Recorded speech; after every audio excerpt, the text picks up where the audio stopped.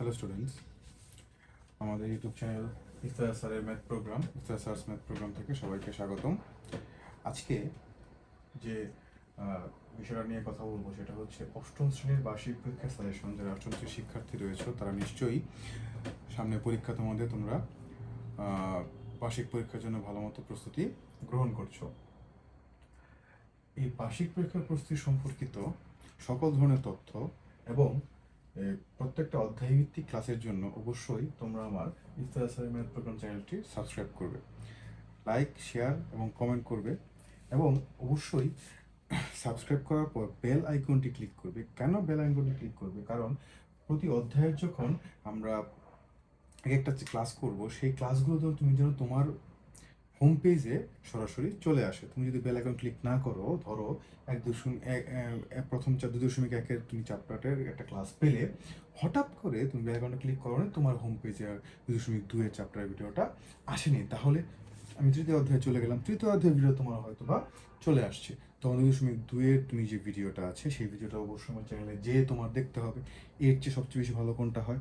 সবচেয়ে বেশি ভালো হয় হচ্ছে তোমার হোম পেজে সেটা চলে আসে, তুমি ইজিলি সেটা কি স্ক্রল করে অথবা ইজিলি সেটা এখানে ক্লিক করে তোমরা সেই ভিডিওতে চলে যেতে পারবে। আমার তাহলে অবশ্যই বেল আইকনটি ক্লিক করে রাখবে। আজকে অষ্টম শ্রেণীর বার্ষিক পরীক্ষার সাজেশনের প্রথমে আমরা তোমাদের মানবন্টন নিয়ে আমি একটু কথা বলতে চাই। তোমাদের 6 থেকে একদম 10 পর্যন্ত সাধারণত মাধ্যমিক এবং উচ্চ মাধ্যমিকের জন্য, মাধ্যমিক লেভেলের জন্য সাধারণত একই ধরনের মানবন্টন কিন্তু এনসিটিভি থেকে তোমাদের এই মানবন্টনের পরীক্ষা নেওয়ার সিদ্ধান্ত গ্রহণ করা হয়েছে। এখন তোমাদের মানবন্টন কীরকম আমি একটু তোমাদের মানবন্টন বিষয়ে একটু ব্রিফ করি। সেটা হচ্ছে ক বিভাগ হচ্ছে বহু নির্বাচনী, 30টি কোয়েশ্চেন থাকবে। 30টি কোয়েশ্চেন থেকে তোমার 30টি কোয়েশ্চেনে কিন্তু আনসার করতে হবে। এখন প্রত্যেকটি কোয়েশ্চেনের মান থাকবে হচ্ছে 1। 4টা অপশন থাকবে, তোমাদের ওএমআর শিট দেওয়া থাকবে। ওএমআর শিটে তোমরা আনসার করবো। অবশ্যই প্রথমে পেন্সিল দিয়ে দাগানোর চেষ্টা করবো, বল পয়েন্ট দাগাইতে হবে। পেন্সিল দিয়ে তোমরা আগে শিওর হয়ে নিবা যে এই আনসারটা সঠিক হলেও হতে পারে। এটা হচ্ছে তুমি যেটা সঠিক সেটা আনসার দিয়ে রাখবা। তুমি যদি কলম দিয়ে একবার দাগ দিয়ে দাও, পরবর্তী সময়ে সেটা কিন্তু পরবর্তী ওই মাসিটে ক তোমরা ক দাগালে খ অথবা গ কিন্তু পরবর্তী সময় তোমরা দাগাতে পারবে না, সেটা একদম ভুল, মানে একদম ভুলই। তাহলে কী করবে? অবশ্যই প্রথমে পেন্সিল ব্যবহার করবে, এরপরে সেটা কনফার্ম হওয়ার পর তুমি সেটা বল পয়েন্ট দিয়ে দাগাবে। এরপরে হচ্ছে খ বিভাগ। খ বিভাগে সৃজনশীল 8টা থেকে 5টি কোয়েশ্চেন থাকবে। প্রত্যেকটা বিভাগ থেকে অবশ্যই ন্যূনতম একটি কোয়েশ্চেন আনসার করতে হবে। পাটিগণিত থেকে 2টি প্রশ্ন থাকবে, একটি কোয়েশ্চেন আনসার করতে হবে। বীজগণিত থেকে 2টি প্রশ্ন থাকবে, একটি কোয়েশ্চেন আনসার করতে হবে। জ্যামিতি এবং উপাত্তটাও অনেকটা সেম। তাহলে এই 4টা পার্ট থেকে তুমি 4টা কোয়েশ্চেন আনসার করলা, আর সবগুলো পার্ট মিলিয়ে যে কোনো একটা পার্ট থেকে তুমি একটা কোয়েশ্চেন এক্সট্রা আনসার করতে পারো। অর্থাৎ কোন পার্ট থেকে আনসার করলে আমার জন্য সবচেয়ে সুবিধা হয়, কারণ একটা সময়ের একটা ব্যাপার আছে। দেখো, আমি যদি পার্সোনাল অপিনিয়ন তোমরা গ্রহণ করো, তাহলে আমার মনে হয় পাটিগণিত এবং বীজগণিত এই দুটো পার্ট থেকে যে কোনো একটা পার্ট থেকে তোমরা যদি এক্সট্রা একটা কোয়েশ্চেন আনসার করো, তোমাদের সময়টাও তোমরা কভার করতে পারবো এবং এখান থেকে কমন পাওয়ার সম্ভাবনা অনেক বেশি। জ্যামিতি অনেকেই একটু ভয় পাও, জ্যামিতি আনসার করতে চাও না, আর জ্যামিতি আনসার করতে একটু সময়ও লাগে, কারণ তোমাদের উপপাদ্য, 8-এর বইয়ের উপপাদ্য, এক্সট্রা উপপাদ্যগুলো 10.1, 10.2, 10.3 যদি বলো, ও তো একটু বড় বড় হয় সাধারণত স্বাভাবিকভাবে। তো একটা 4 নম্বরের জন্য একটা বড় কোয়েশ্চেন আনসার করলাম, আবার 4 নম্বরের জন্য একটা বড় কোয়েশ্চেন আনসার করলাম। ওই এত বড় কোয়েশ্চেন আনসার করতে তোমরা কিন্তু সময় করাতে পারবে না। সেম টু সেম আমি তো উপাত্তের ক্ষেত্রে একই কথা বলতে পারি, উপাত্তের ক্ষেত্রে কিন্তু ব্যাপারটা অনেকটা একই রকম। তাহলে এখন স্যার কি করব? উপাত্ত এবং জ্যামিতি থেকে আনসারটা ইগনোর করাটা তোমার জন্য আমার মনে হয় একটু বেটার। আর গ বিভাগ হচ্ছে সংক্ষিপ্ত, 15 থেকে 10টি প্রশ্ন আনসার করবে। কোনটা পড়ে যাবো স্যার? সংক্ষিপ্ত থেকে তোমরা যে ধরনের অঙ্কগুলো বই থেকে করো সেগুলোই পড়ে যেও, এক্সট্রা অন্য কিছু পড়তে হবে না। সেখান থেকেই তোমাদের কি হবে? কমন পড়বে আশা করি। বুঝতে পেরেছো? চলো দেখি আমরা এখন সাজেশনটা জানার চেষ্টা করি। মানবন্ধনটা তোমাদের জন্য কনফিউশন থাকলে অবশ্যই তোমরা কমেন্ট সেকশনে আমাকে বলবে, আমি চেষ্টা করবো তোমাদের জন্য এরকমভাবে আরেকটা ভিডিও বানানোর জন্য, যেটা তোমরা সেটা কনফার্ম হতে পারো।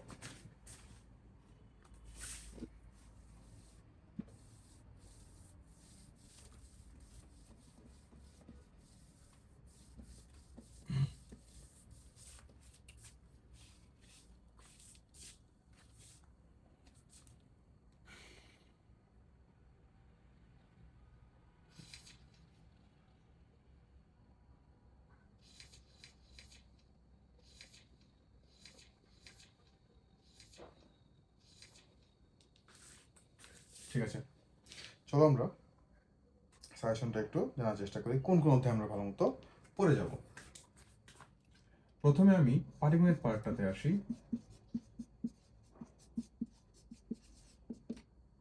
পাটিগণিত প্রথম অধ্যায় তোমরা এখানে দুটি থেকে একটি কোশ্চেন কিন্তু আসবে। তোমরা পাটিগণিতের প্রথম অধ্যায়টা তোমাদের অর্ধভাষীতে চলে আসছে, প্রথম অধ্যায় এক্সট্রা ভাবে তোমাদের পড়তে হবে না আশা করি। 2.1টাও কিন্তু অনেক জায়গায় অনেক স্কুলে 2.1 চ্যাপ্টারটাও কিন্তু চলে আসছে। এখন 2.1টা স্যার অনেক জায়গায় কিন্তু রিপিট করে, ঠিক আছে। তো আমি 2.1টা সরল মুনাফার চ্যাপ্টারটা আছে এটা একটু ইগনোর করলাম, যদি সেটা থাকে তাহলে পড়ে যেও। তার মানে আমি 2.1টা ধরে রাখছি, অনেক অনেক চ্যাপ্টারে সেটা অর্ধবার্ষিক থেকে একটা চ্যাপ্টার রিপিট করতেই পারে। 2.1, 2.2 এই দুটো চ্যাপ্টার চক্রবৃদ্ধি মুনাফা এবং সরল মুনাফা এই দুটো থেকে একটি কোয়েশ্চেন অবশ্যই থাকবে। যদি চক্রবৃদ্ধি মুনাফা থাকে তাহলে চক্রবৃদ্ধি মুনাফা থেকে একটি কোয়েশ্চেন থাকবে, যদি সরল মুনাফা থাকে সরল মুনাফা থেকে একটি কোয়েশ্চেন থাকবে। আশা করি তোমরা ওটা বুঝতে পেরেছো। এরপরে হচ্ছে তৃতীয় অধ্যায় হচ্ছে তোমার পরিমাপ। এই পরিমাপ থেকে একটি কোয়েশ্চেন অবশ্যই থাকবে।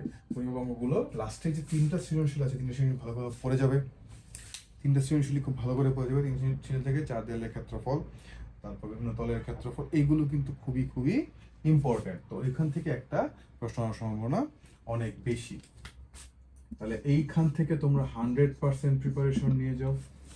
এখান থেকে 100% যদি প্রিপারেশন নিয়ে যাও তাহলে তোমরা অবশ্যই এখান থেকে সবগুলো চ্যাপ্টারই এবং উদাহরণ সহ তোমাদের প্রিপারেশন নিতে হবে। তাহলে উদাহরণ সহ প্রিপারেশন নিলাম, অবশ্যই উদাহরণটা কিন্তু ভালো মতো করবে, উদাহরণ থেকে অনেক সময় কোশ্চেন চলে আসে।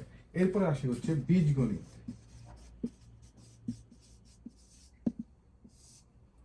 বীজগণিতের চ্যাপ্টারগুলো তোমাদের অর্ধবার্ষিকীতে ছিল, আমি তোমাদের একটু রিমাইন্ডার করে দিই।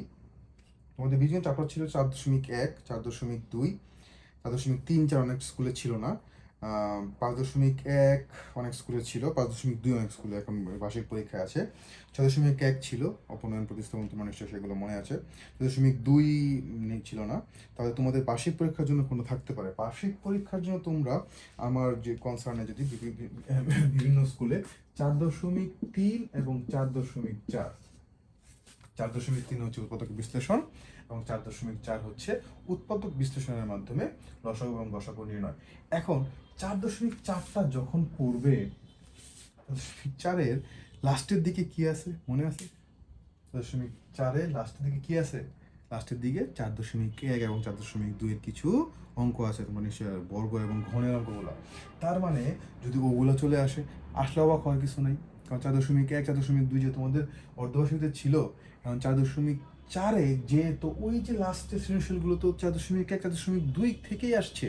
তাহলে 4.1 এবং 4.2টাও ইগনোর করতে তুমি পারবা না। তার মানে বর্গ এবং ঘনের চ্যাপ্টারটাও দেখে যেও, যদি চলে আসে পরে তো কান্নাকাটি করবো, পরে তো বলবো যে স্যার আমি কেন পড়ে গেছি 4.3, 4.4, আপনি বলছেন লসাগু গসাগু আসবে, এখন চলে আসছে স্যার মান নির্ণয়। কিন্তু তোমরা যে 4.4 লাস্টে যে 4.1, 4.2 অঙ্ক আছে সেটা তো তোমরা খেয়াল করো নাই। তো এটা ভালো করে লক্ষ্য করে যাবে আশা করি। এখান থেকে একটা প্রশ্ন আসার সম্ভাবনা অনেক অনেক অনেক বেশি। এবার কোন চ্যাপ্টার আছে? 5.1 কিন্তু তোমরা সাধারণত করছো, তাহলে 5.2 আছে, 6.2 আছে, এই দুটো মিলে একটা প্রশ্ন আসতে পারে। তো আমার যদি কনসার্ন নাও তাহলে 6.2 থেকে দেখবে একটা কোশ্চেন চলে আসতে পারে। 6.2 হচ্ছে সমীকরণ, অবশ্যই অপনয়ন এবং প্রতিস্থাপনের মাধ্যমে সমীকরণ এবং লেখচিত্রের মাধ্যমে সমীকরণের সমাধান করো, ঠিক আছে। এটা সম্ভাবনা কিন্তু অনেক বেশি।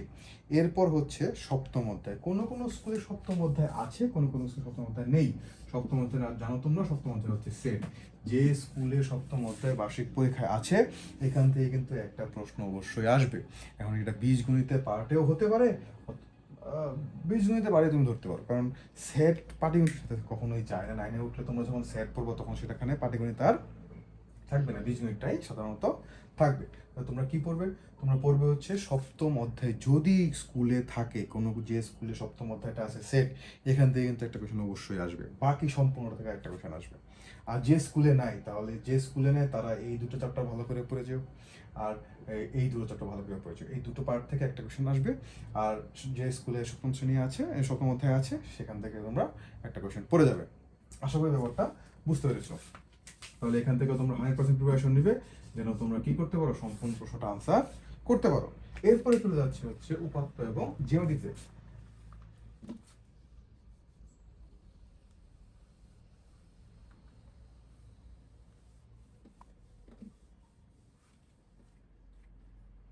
উপাত্ত এবং জ্যামিতি। জ্যামিতির ক্ষেত্রে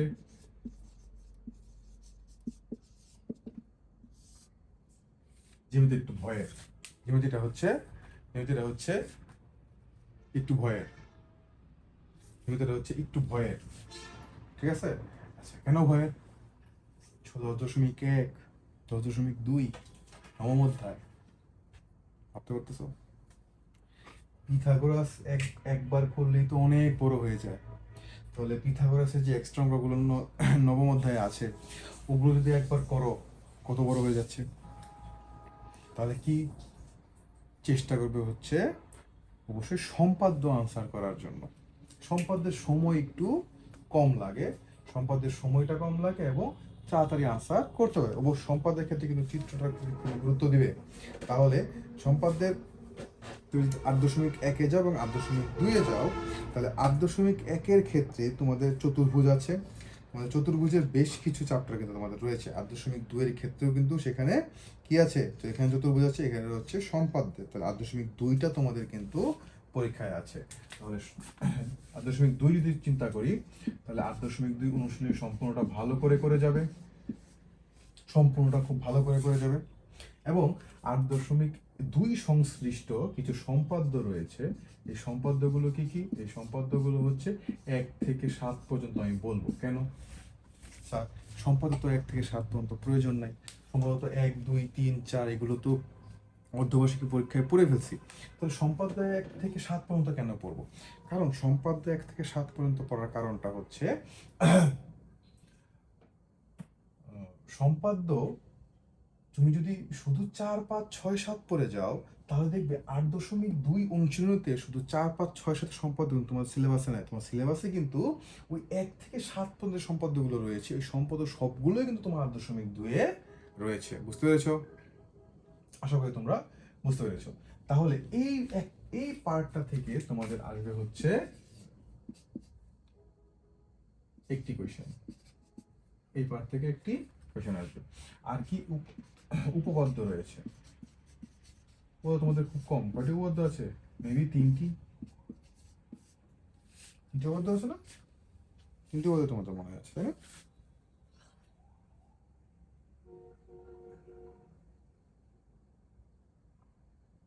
তোমাদের 3-4টি আছে মনে হয়। যাই হোক, তো উপপাদ্য সবগুলো পড়ে যাবে। আর 10.1, 10.2, 10.3 এই 3টা চ্যাপ্টার এবং উপপাদ্য এই সবগুলো পড়লে একটি কোয়েশ্চেন কমন পাবে। বৃত্ত সম্পর্কিত যে অধ্যায়গুলো রয়েছে এই সবগুলো পড়লে তুমি একটি চ্যাপ্টার কমন পাবে। তাহলে 10.1 এক্সট্রা সহ করে যেও। 1 এবং 2 উপপাদ্যর সম্পর্কিত হচ্ছে 10.1, 1 থেকে 4 মনে না তোমাদের উপপাদ্য। আচ্ছা, এরপরে হচ্ছে 10.2, 10.2 হচ্ছে 1 থেকে 4, 3 এবং 4 উপপাদ্য সংশ্লিষ্ট হচ্ছে 10.2।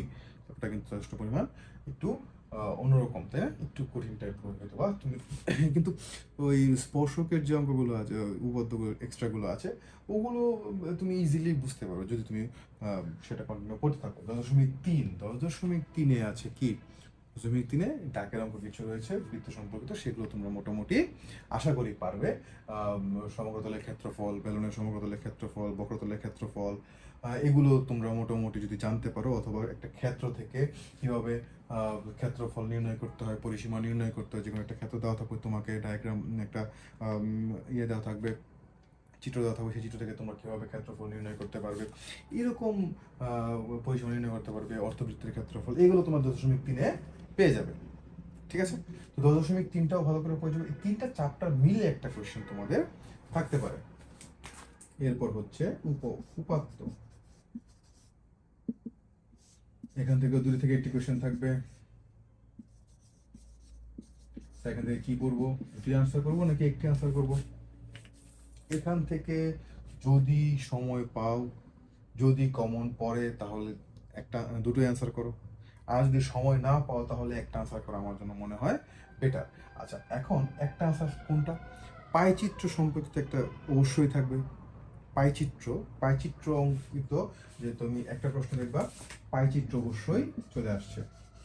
পাই চিত্র থাকবে, আয়তলেখ থাকবে, এগুলো ভালো করে পড়ে যাবে।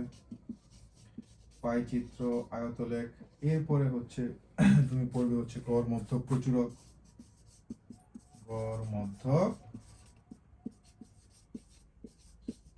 প্রচুরক, ঠিক আছে। এই তিনটা পার্ট অবশ্যই খুব ভালো করে পড়ে যাবে। আর ক নম্বরের জন্য তোমরা কি পড়বে?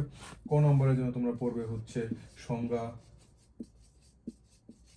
সারণী, সারণীবদ্ধকরণ, সারণীবদ্ধকরণ, এগুলো খুব ভালো করে পড়ে যাবে।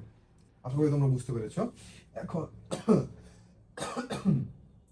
চিত্র অনেকের সমস্যা থাকতে পারে, অবশ্যই সেগুলো প্রত্যেকটা টপিকের উপর তোমরা ভিডিও পাবে। আয়তলেখ ভালো করে পড়ে যাবে, গড় মধ্যক প্রচুরক ভালো করে পড়ে যাবে, আর ক নাম্বারের জন্য সংজ্ঞা, সারণীবদ্ধকরণ ভালো করে পড়ে যাবে। আর এই চারটা পার্ট থেকেই অবশ্যই তোমরা এমসিইউ গুলো খুব ভালো করে পড়ে যাবে, এবং চারটা পার্ট থেকে সংক্ষিপ্ত খুব ভালো করে পড়ে যাবে।